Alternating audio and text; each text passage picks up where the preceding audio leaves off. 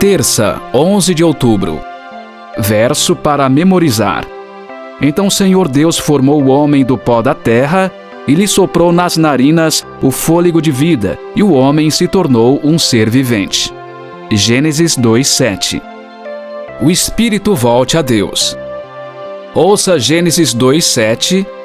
Então o Senhor Deus formou o homem do pó da terra e lhe soprou nas narinas o fôlego de vida, e o homem se tornou um ser vivente. Eclesiastes 12, de 1 a 7. Lembre-se do seu Criador nos dias da sua mocidade, antes que venham os dias maus e cheguem os anos em que você dirá: não tenho neles prazer. Lembre-se do Criador antes que se escureçam o sol, a lua e as estrelas, e as nuvens voltem depois da chuva.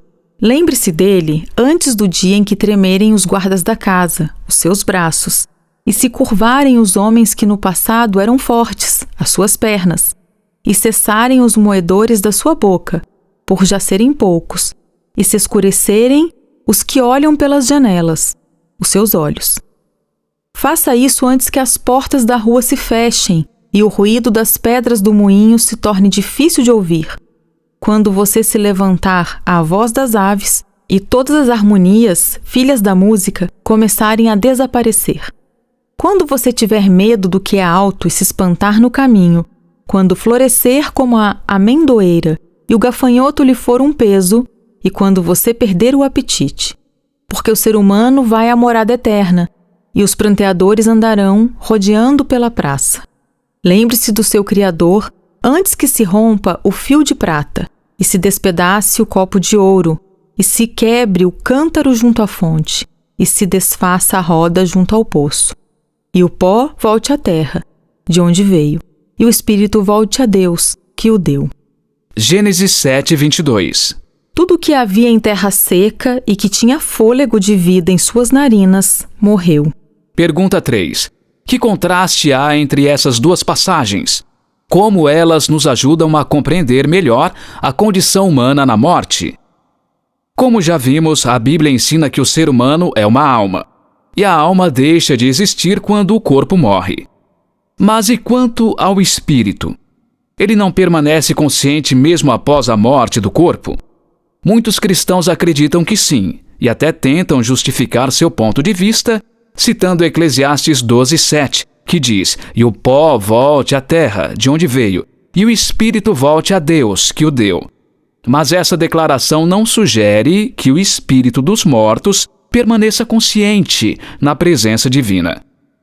Eclesiastes 12, de 1 a 7, descreve em termos bastante dramáticos o processo de envelhecimento, culminando com a morte. O verso 7 refere-se à morte como a reversão do processo de criação mencionado em Gênesis 2:7. Como já foi dito, no sexto dia da semana da criação, formou o Senhor Deus ao homem do pó da terra, e lhe soprou nas narinas o fôlego de vida, e o homem passou a ser alma vivente. Mas Eclesiastes 12:7 nos diz: o pó volte à terra, de onde veio, e o espírito volte a Deus que o deu.